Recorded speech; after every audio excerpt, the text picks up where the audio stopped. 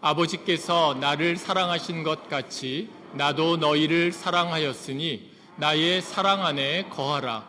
내가 아버지의 계명을 지켜 그의 사랑 안에 거하는 것 같이 너희도 내 계명을 지키면 내 사랑 안에 거하리라. 내가 이것을 너희에게 이름은 내 기쁨이 너희 안에 있어 너희 기쁨을 충만하게 하려 함이라. 내 계명은 곧 내가 너희를 사랑한 것 같이 너희도 서로 사랑하라 하는 이것이니라. 아멘. 오늘은 나의 사랑 안에 거하라라는 제목으로 여러분들과 함께 계속 말씀을 전하겠는데요.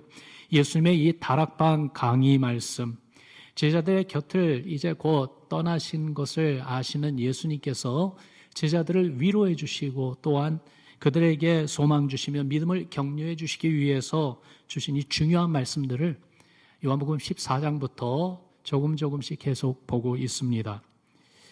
지난주일 주님이 주신 말씀 기억하시죠? 예수님이 당신 자신을 포도나무라고 하셨습니다. 그리고 제자들은 그 포도나무 가지라고 하셨죠. 그래서 주님 하신 말씀, 내 안에 거하라, 나도 너희 안에 거하리라. 그래서 주님 안에 거하여야 열매 맺는 삶을 산다고 그렇게 말씀하셨습니다.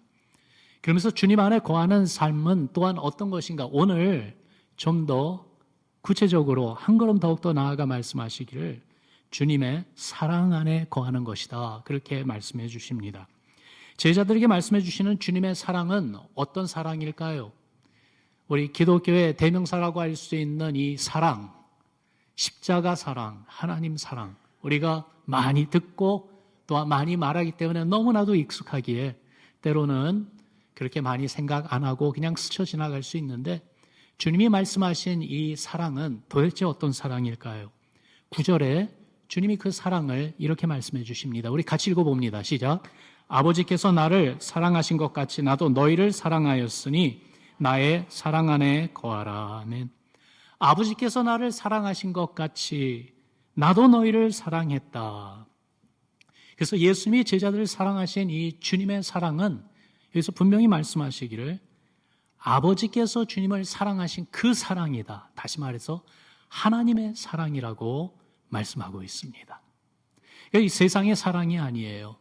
Divine love, 하나님의 사랑이에요. 무슨 말이냐 하면은 온전한 사랑이라는 것입니다. 완벽한 사랑입니다. 부족함이 없습니다. 그런데 또한 중요한 것은 나도 너희를 사랑했다라고 주님이 말씀하세요. 그렇습니다. 제자들이 주님을 사랑하기 전에 예수님이 먼저 사랑하신 것입니다. 그러니까 제자들이 예수님을 사랑하며 예수님 따라가기로 마음이 결정했기에 주님이 그들을 인정해 주셔서 사랑으로 화답해 주시는 것이 아니라 제자들이 예수님 모를 때에 또한 예수님 사랑하지 않을 때 예수님은 그들을 먼저 사랑하신 거예요. 그래서 주님의 사랑으로 초청하신 거예요. 바로 이 사랑은 그래서요, 하나님의 사랑, 완전한 사랑임과 동시에 먼저 행하신 사랑입니다. 여러분, 우리가 주님을 사랑하기 전에 주님이 먼저 여러분과 저를 사랑하신 것을 믿습니다. 어떻게 보면은요, 주님은 정말 많이 짝사랑하신 것 같아요. 어쩌면은 지금도 우리 예수님, 우리 사랑하실 때 짝사랑하고 계신 건 아닌가라는 생각도 듭니다. 왜냐하면은요, 우리의 사랑은 한결같지 않잖아요. 마치 이 불을 켜는 스위치를 turn on 했다가 turn off 하듯이 정말 주님을 사랑합니다 고백하고 주님 사랑하는 그 열정으로 살아가는 그러한 믿음의 행보가 있는가 하면은요, 때로는 다른 것에 마음이 끌려가지고 예수님은 오히려 뒷전에 두고 내가 원하는 것 또한 내 야망 쫓아서 막 갈 때는 정말 예수님이 사랑하는 모습을 찾아볼 수 없는 그러한 모습이 우리 가운데 있기도 하죠. 그런데도 이러한 우리를 향한 주님의 사랑은 한결같습니다. 변함이 없습니다. 그러니까 주님의 사랑은요, 내가 얼마나 주님을 사랑하느냐에 컨디셔널한 그러한 사랑이 아니에요. 무조건적인, 그저 계속해서 우리에게 부어주시는 사랑입니다. 요한일서 4장 10절에 보니까요, 이 주님의 사랑을 이렇게 말씀하고 있습니다. 사랑은 여기 있으니 우리가 하나님을 사랑한 것이 아니요 하나님이 우리를 사랑하사 우리 죄를 속하기 위하여 화목제물로 그 아들을 보내셨습니다. 여러분, 이 말씀이 복음이에요. 하나님의 사랑을 여기서 말해주고 있는데 특별히 죄인에 대한 하나님의 사랑을 증거해주고 있어요. 하나님이 우리를 사랑하실 때 언제부터 사랑하셨다고요? 우리가 아직 죄인 되었을 때에. 여러분, 이 말이 무슨 말입니까? 우리가 하나님을 사랑하는 그 자리에 근접해 있는 그게 아니라 주의 뜻을 어기고 대적하며 죄를 일삼고 살아가는 그러한 모습으로 있을 때에도 우리를 먼저 사랑하셔서 우리 죄를 용서해 주시기 위해서 우리 죄값을 치러 주시기 위해서 예수 그리스도를 화목제물로 내어주셨다는 것입니다. 이렇게 볼 때 하나님의 사랑은 먼저 사랑해 주신 사랑만이 아니라 또한 행동으로 보여주신 실천적인 사랑입니다. 말로만의 사랑이 아니었어요. 십자가 사건으로 그 사랑을 증명해 보여주셨어요. 우리가 주님을 사랑합니다. 그런데 주님을 사랑하는 그 증거를 보여달라고 한다면 우리는 무엇을 보여드릴 수 있을까요? 하나님은 우리를 사랑하십니다. 하나님이 우리 사랑하신다는 거 우리가 어떻게 압니까? 물어본다면 바로 우리 주님의 십자가를 우리에게 보여주세요. 내가 너희를 이만큼 사랑했다. 그리고 이렇게 사랑한다라고 분명히 증거를 보여주시죠. 그렇게 예수님이 우리를 먼저 사랑하셨습니다. 그래서 우리는 압니다. 주님이 우리를 사랑하신다는 것을, 그러므로 주님이 주신 말씀 우리가 받아야 됩니다. 무슨 말씀이요? 주님이 여러분과 저를 사랑하시는 그 사랑 안에 거하라고 하시는 이 말씀 말입니다. 사랑하는 성도 여러분, 예수 사랑 안에 거하는 우리 모두 되기를 바랍니다. 예수 사랑 안에 거한다는 게 그럼 무슨 말입니까?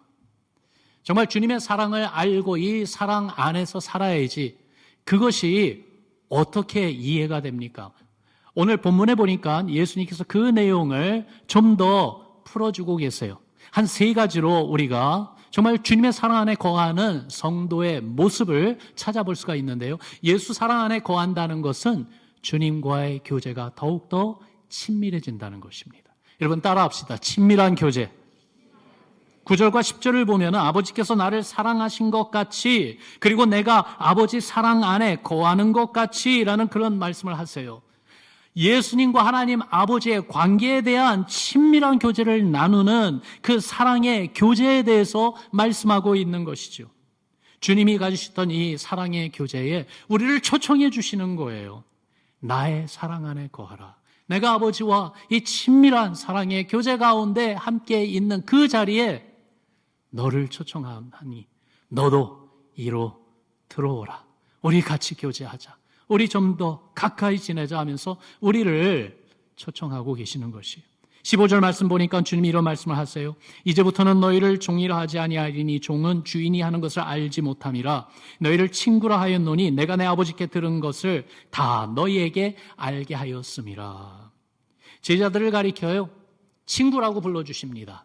이 친구라고 하는 이 단어가 친근하게 들리죠. 친구, 참 좋은 말인 것 같아요. 마음을 주고받는 그러한 사람, 우리가 친구라고 하죠. 그래서 마음이 통하니까요, 마음만 주고받는 것이 아니라 삶을 함께 나눕니다. 좋은 것만이 아니라 어렵고 힘든 것도 서로에게 위로해주고 힘이 되어주면서요, 함께 가는 사람이 진정한 친구 아니겠습니까? 그런데 성경을 보면은 하나님께서 믿음의 사람들 가운데 2사람에게 하나님의 벗이라 그렇게 불러주는 사람들이 나와요. 아브라함과 모세입니다. 이사야서 41장에 보니까 8절에 나의 종 너 이스라엘아 내가 택한 야곱아 나의 벗 아브라함의 자손아. 이스라엘 백성을 부르실 때에 그렇게 부르세요. 특별히 이 마지막 부분에 나의 벗 아브라함의 자손아. 아브라함을 벗으로 삼아주십니다. 하나님께서 아브라함을 이렇게 친구로 삼아주시는 이것을 생각해 볼 때에 배경으로 가장 먼저 생각나는 사건은요, 창세기 22장에 나오는 바로 아들 이삭을 바치라는 하나님의 명령에 순종한 아브라함의 믿음의 사건을 우리가 기억할 수 있어요. 번제물로 아들을 바치라는 그 명령, 주저하지 않고 순종했죠. 그런데 이 사건은 아브라함의 믿음을 시험해 보신 것만이 아니라 더욱더 깊은 의미가 있습니다. 무엇이냐면은 아브라함과 이삭, 그뿐만이 아니라 온 인류를 구원해 주시기 위해서 하나님 아버지께서 친히 독생자 예수 그리스도를 십자가 처형에 내어 넣으심으로써 구속의 제물로 삼으시겠다는 이 놀라운 하나님의 구속의 사건을 미리 보여주시는 일이었었어요. 이렇게 생각해 볼 때에 하나님 아버지의 마음을 느낄 수 있는 그 자리, 가장 가까이 나올 수 있는 특권을 하나님은 다른 사람이 아니라 아브라함에게 주셨던 겁니다.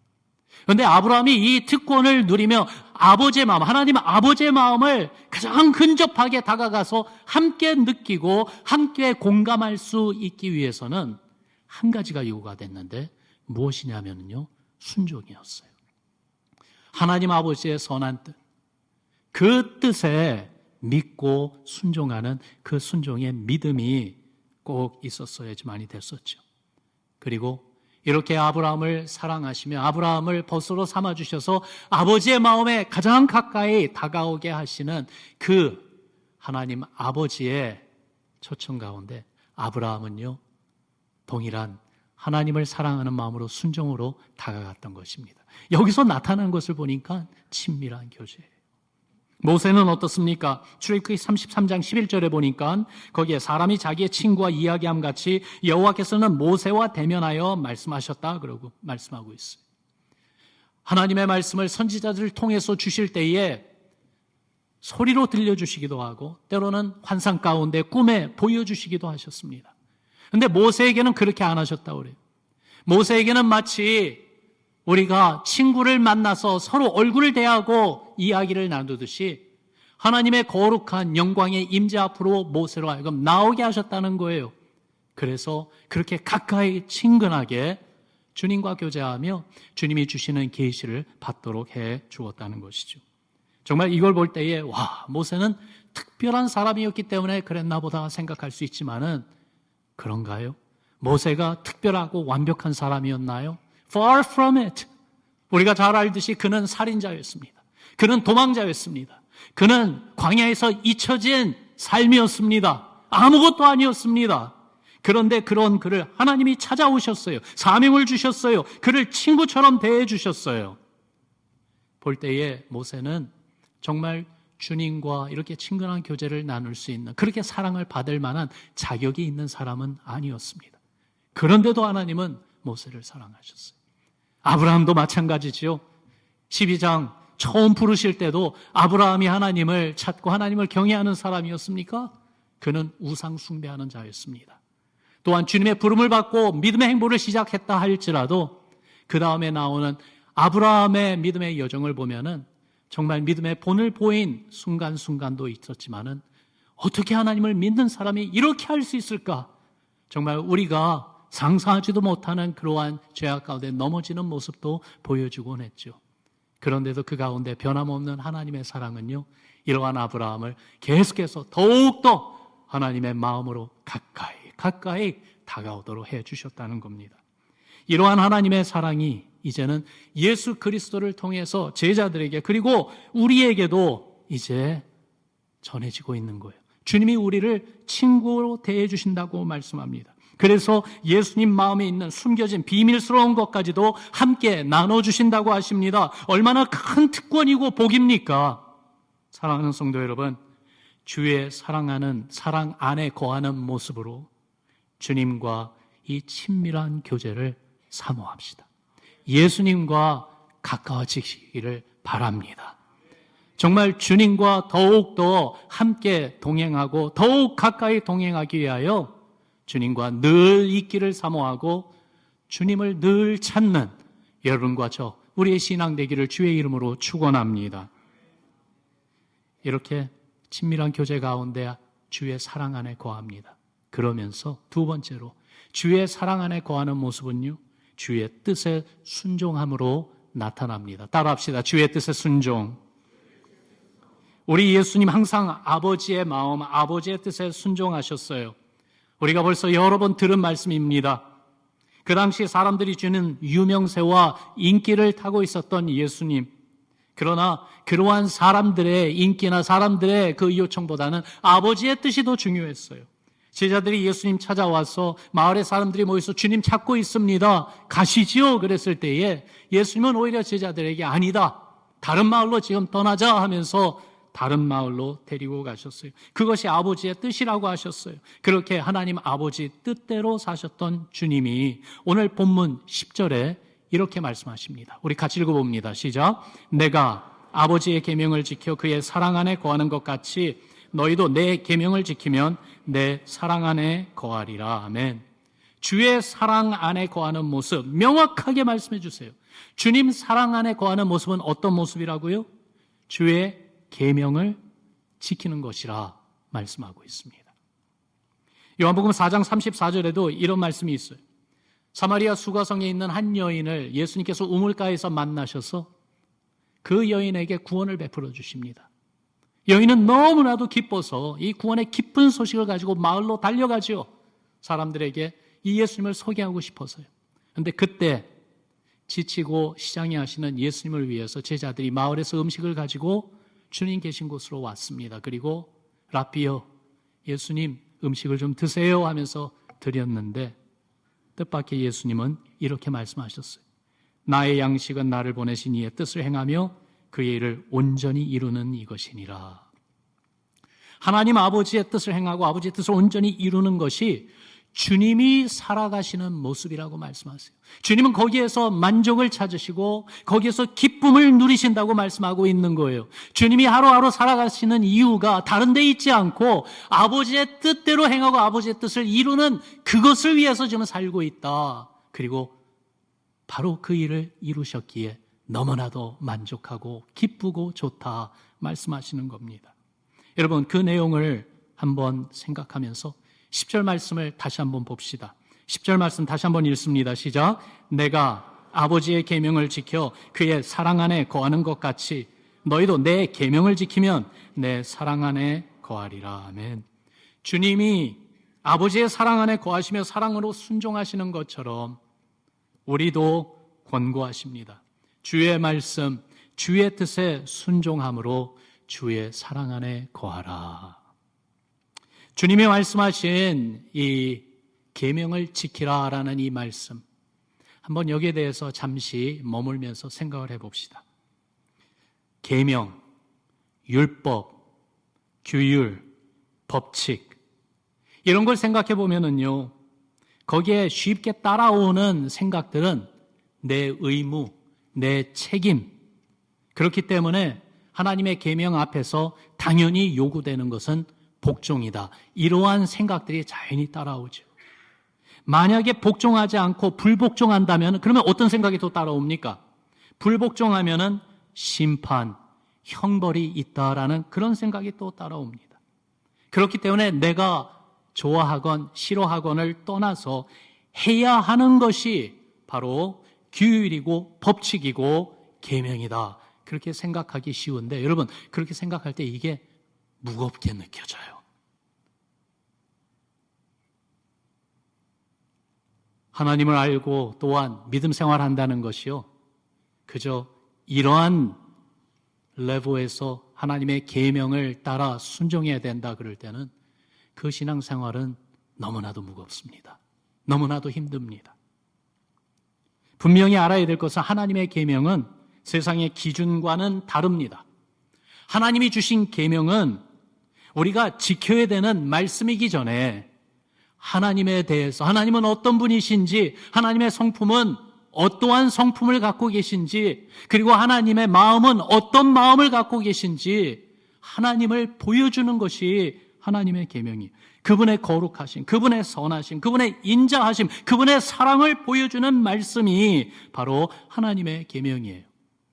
주님과 교제 나누기 위해서 우리가 꼭 알아야 할 몫이 바로 하나님의 계명인 것입니다. 그래서 이 하나님의 계명을 통틀어 한마디로 종합해서 얘기한다면은 예수님은 주저하지 아니하시고 성경은 주저하지 않고 이 한마디에 하나님의 모든 계명을 다 놓았습니다. 그 한마디, 사랑이요. 사랑입니다. 하나님을 사랑하고 이웃을 사랑하는 것이 하나님의 계명 전체라고 말씀해 주셨어요. 그래서 이것을 잘 아는 초대교회 교부이자 그 당시에 유명한 신학자였던 어거스틴은요, 요한일서 강해하는 말씀 가운데 이런 말을 했어요. 하나님을 사랑하세요. 그리고 나서 하고 싶은 대로 다 하세요. 여러분 생각해 보세요. 내가 살아갈 때에 내가 하고 싶은 대로 마음껏 해도 된다. 더욱더 놀라운 것이 그걸 하나님이 기뻐하시고 하나님이 다 밀어주시고 하나님이 도와주셔서 내가 소원하고 내가 하고 싶고 정말 내가 바라는 그 삶을 마음껏 살게 해준다. 얼마나 좋습니까? 얼마나 자유합니까? 근데 거기에 그렇게 하고 싶은 것을 다 하기 전에 먼저 기초 서야 되는 것이 있다고 그랬죠. 그것이 다른 것이 아니라 하나님을 사랑하고 그 사랑에 기반해서 그 다음에는 하고 싶은 거 다 해도 된다는 거예요. 하나님과의 관계가 먼저 사랑으로 define 되어야 된다는 말씀이지요. 그 사랑이 바탕이 되면은 그 사랑 안에서 뭐든지 해도 되는데 그 사랑 안에서 뭐든지 하는 그 하나하나를 뭐라고 가리키냐면은 사랑의 실천입니다. 우리가 사랑하는 하나님을 향해서 사랑을 실천하는 겁니다. 오늘도 우리가 주님 앞에 나와 예배드립니다. 의무입니까? 의무만이 아니기를 바랍니다. 주님을 사랑하기에 그 사랑을 표현하고 싶어서 소리를 높여 찬양하고 주님을 사랑하기에 그 사랑을 고백하고 싶어서 기도하고 주님을 사랑하기에 사랑하는 주님의 마음을 좀 더 알고 싶어서 말씀을 경청하며 주님을 사랑하기에 이렇게 예배드리기를 힘쓰는 우리라면 그 예배가 바로 영과 진리의 예배예요. 거기에 주님의 기뻐하심과 주님의 복이 흐르는 줄을 믿습니다. 그래서 하나님이 원하시는 거예요. 다른 것 아니에요. 하나님이 우리를 사랑하신다는 것을 알고 그 주님을 사랑하는 거예요. 그 사랑을 주께서 보여주신 주님의 뜻을 따라 순종하며 자원해서 그리고 기쁨으로 순종하며 따라가는 거죠. 사랑은 무엇을 하고 무엇을 하지 말고의 행동 지침이 아닙니다. 주님을 사랑하며 주님의 사랑 안에 있어 주님과 하나 되는 것이 사랑입니다. 주의 사랑 안에 사는 모습 두 가지 말씀드렸습니다. 첫 번째가 뭐였죠? 친밀한 교제라고 그랬어요. 그러면서 두 번째는요, 주의 뜻에 순종하는 모습이에요. 사랑으로 순종하는 거예요. 그러면서 세 번째, 주님의 사랑 안에 거하는 성도의 삶에 정말 놀랍게 나타나는 이 세 번째는 다른 것이 아니라 충만한 기쁨입니다. 여러분 따라합시다. 충만한 기쁨. 11절 말씀 같이 읽어봅니다. 시작. 내가 이것을 너희에게 이름은 내 기쁨이 너희 안에 있어 너희 기쁨을 충만하게 하려 함이라. 아멘. 작은 기쁨이 아니에요. 이 기쁨이 충만하다고 했어요. 이 기쁨이 우리의 삶 전체를 다 가득 채운다는 거예요. 이 기쁨이 정말 우리의 삶의 영역 어디든지 가득 채운다는 거예요. 주님 사랑 안에 거하는 삶 가운데 나타나는 증거이죠. 주님이 주시는 이 기쁨, 우리의 삶을 압도하는 이 기쁨에 대해서 어떻게 설명을 해볼까요? 예수님이 천국을 비유로 말씀해 주신 그 짧은 두 개 비유가 마태복음 13장에 나오는데요. 거기에 이 기쁨을 우리에게 얘기해 주고 있습니다. 44절부터 46절 말씀 우리 같이 읽어봅니다. 시작. 천국은 마치 밭에 감추인 보화와 같으니 사람이 이를 발견한 후 숨겨두고 기뻐하여 돌아가서 자기의 소유를 다 팔아 그 밭을 샀느니라. 또 천국은 마치 좋은 진주를 구하는 장사와 같으니 극히 값진 진주 하나를 만남에 가서 자기의 소유를 다 팔아 그 진주를 샀느니라. 아멘. 밭에 숨겨졌던 그 보물을 찾은 한 사람이 있어요. 깜짝 놀랐지요. 그 보물을 얻고 싶었어요. 그래서 그가 바로 행동으로 옮깁니다. 무엇을 하냐면요, 자기가 가진 소유를 다 팝니다. 그래가지고는 그 밭을 삽니다. 두 번째 나오는 또 한 사람은요, 세상 여러 곳을 다니며 가장 값진 진주를 구하는 장사꾼이에요. 세상에서 가장 고귀하고 그리고 가장 아름다운 진주를 찾아 헤매다가 그 진주를 발견합니다. 그걸 발견했을 때 그도 역시 자기의 소유를 다 팝니다. 자기가 지금까지 가지고 있었던 것, 소중하게 여겼던 것도 다 그냥 팔아버립니다. 그래서 그 진주 하나를 결국은 얻어냅니다. 이 두 비유에 나오는 두 사람에게 공통점이 있어요.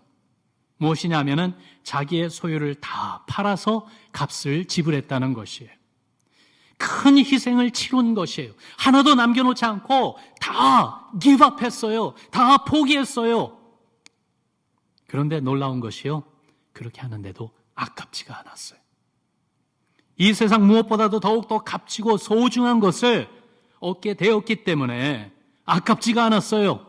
오히려 자기가 가지고 있는 모든 것을 다 팔면서도 너무나도 기뻤어요. 좋았어요. 그리고 정말로 보물이 있는 그 밭을 얻었을 때에, 세상에서 가장 귀한 그 진주를 내 소유로 삼았을 때 그 기쁨은 어떤 말로도 표현할 수 없는 큰 충만한 기쁨이었던 것입니다. 예수님이 바로 천국을 소유한 성도들의 삶을 이렇게 표현해주고 있습니다. 무슨 말이냐면 그 성도들에게는요, 그 누구도 무엇도 빼앗아가지 못하는 기쁨이 있다는 겁니다. 어떤 기쁨이요? 예수님을 아는 기쁨이요. 주님의 사랑을 알고 그 사랑 안에서 느끼고 체험하며 누리는 기쁨 말입니다.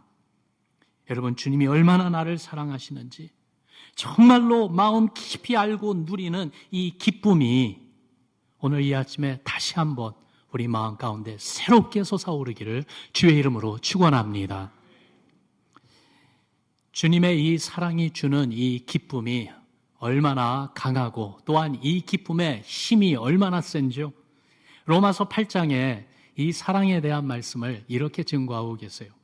35절, 37절, 39절의 말씀을 읽어드립니다. 누가 우리를 그리스도의 사랑에서 끊으리요? 환난이나 공고나 박해나 기근이나 적신이나 위험이나 칼이랴. 그러나 이 모든 일에 우리를 사랑하시는 이로 말미암아 우리가 넉넉히 이기느니라. 높음이나 깊음이나 다른 어떤 피조물이라도 우리를 우리 주 그리스도 예수 안에 있는 하나님의 사랑에서 끊을 수 없으리라. 여기 보니까요, 우리를 향한 하나님의 사랑 영원하다고 말씀하고 있어요. 때로는 내가 주의 사랑 안에 거하지 못하고 시험에 들어 넘어지고 쓰러져도 우리를 향한 주의 사랑은 변함이 없다고 말씀하고 있어요. 우리를 주의 사랑 안에서 끊어놓을 수 있는 것은 아무것도 없다고 분명히 말씀해주고 있습니다. 그러면서요, 이 주의 사랑 때문에 우리 인생은 모든 것을 감당하며 넉넉히 이기는 승리를 얻게 해준다고 말씀하고 있어요. 여기 말씀을 보면은 주님의 사랑을 우리에게 주신 이 사랑, 그러면서 이 사랑 안에 거하라고 하시는 그 주님의 말씀을 생각해 볼 때에 이 사랑을 언급하신 그 배경에 어떤 단어들을 여기서 말하고 있는지 한번 들어보세요. 환난, 곤고, 박해, 기근, 적신, 위험, 칼, 어느 것 하나도 우리가 원하는 단어는 하나도 없습니다. 오히려 우리가 피하고 그리고 원치 아니하는 그러한 것들이죠. 믿음의 여정 가운데 때로는 고난이 있고 어려움이 있습니다. 믿음의 여정 가운데 때로는요, 정말 희생을 감수해야 되고 눈물 흘려야 되는 그러한 순간이 있습니다. 그렇다 할지라도 그 어떤 무엇도 그 누구도 우리를 사랑하신 그리스도의 사랑에서 우리를 끊어놓을 수 없습니다. 이 주님의 사랑을 알고 이 사랑 안에 거할 때에 여러분, 억제할 수 없고 부인할 수 없는 그 주님의 기쁨이 우리 마음에 솟아오르는 것이죠.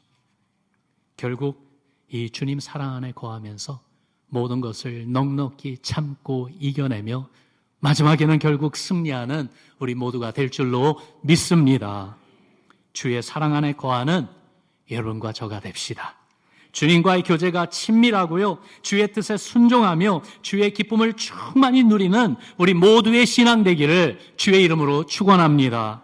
그게 바로 주님이 원하시는 거예요. 그래서 내 사랑 안에 거하라 말씀하시지 않습니까? 그런데요, 주님이 거기서 끝나지 아니하시고 주님 사랑 안에 거하는 제자들에게 당부하시고 명령하시는 말씀이 오늘 본문 맨 마지막 12절에 나옵니다. 12절 말씀 같이 읽어봅니다. 시작.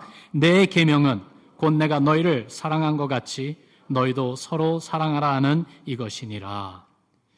주님이 권고하시며 명령하세요. 무엇을요? 사랑을 명령하세요. 주님이 우리에게 베풀어 주신 그 사랑 안에 거하라, 그 사랑 안에서 살라라고 초청하시고 격려해 주신 것 더불어 이제 그 사랑 안에 거한다면은 그 사랑으로 행하라, 사랑해라, 그렇게 명령하십니다. 주님의 사랑으로 서로를 사랑하라고 말씀하십니다. 이 말씀을 기록한 사도 요한은요, 요한일서 4장에서 이런 말을 해줍니다. 우리 같이 읽어봅시다. 시작. 누구든지 하나님을 사랑하노라 하고 그 형제를 미워하면 이는 거짓말하는 자니 보는 바 그 형제를 아니하는 자가 보지 못하는 바 하나님을 사랑할 수 없느니라. 우리가 이 계명을 주께 받았나니 하나님을 사랑하는 자는 또한 그 형제를 사랑할지니라. 아멘. 하나님을 사랑하는 자는 또한 그 형제, 그 자매를 사랑하는 것이 당연하다고 말씀하고 있어요. 여러분께 물어봅니다. 주님을 사랑하십니까? 여러분, 주님 사랑 안에 거하기를 원하십니까? 그렇다면 주님이 보이신 그 사랑으로 우리 형제 자매들을 사랑합시다. 이번 한 주를 시작하면서요, 정말로 내가 주님의 사랑 안에 거하기 위하여 주님께 더욱더 가까워지기를 사모하고 주님과 더욱더 같이 있으려고 노력하며 주의 뜻에 기쁨으로 순종하고 더욱이 나아가 그 사랑을 깊이 깨달으면서 마음에 느끼는 그 기쁨, 감사로 사는 것만이 아니라 한 걸음 더욱더 나아가 주님의 사랑 안에 거하기 위하여 이 사랑으로 누구를 섬길 수 있는지, 다시 말해서 이 주의 사랑으로 누구와 더욱 친밀한 교제를 나눌 것인지, 이 주님의 사랑으로 누구를 더욱더 위로해주고 격려해주고 또한 섬겨줄 것인지, 이 사랑 가운데 누구에게 기쁨을 전해주고 또한 기쁨을 함께 나눌 건지 그 한 사람을 정의해 보시기를 바랍니다. 그 한 사람이 우리 가족 가운데 있을 수 있습니다. 그 한 사람이 우리 목장 식구 가운데 한 분일 수도 있습니다. 어쩌면 그 한 사람이 하나님의 사랑을 어느 때보다도 절실하게 필요로 하고 있는 한 분일 수도 있어요. 기도하면서 주여, 내가 주의 사랑 안에 거하는 이 실천 신앙을 위해서 주의 사랑으로 한 사람, 이번 한 주 동안 한 사람에게 주님의 사랑을 전하겠습니다. 주의 사랑으로 그분을 사랑하겠습니다. 그분이 누군지 알게 해주세요. 보여주세요. 여러분, 그렇게 마음에 기도할 때에 주님이 알게 하시고 보여주는 얼굴이 있지 않을까요? 그분을 위해 기도하고 그분을 섬겨주며 주의 사랑 안에서 함께 거하며 사랑의 관계를 확인하고 더욱더 그 사랑의 관계 가운데 함께 믿음이 깊어져가는 그러한 기쁨과 감격, 은혜가 있는 이번 한 주 되기를 주의 이름으로 축원합니다. 우리 같이 기도하겠습니다.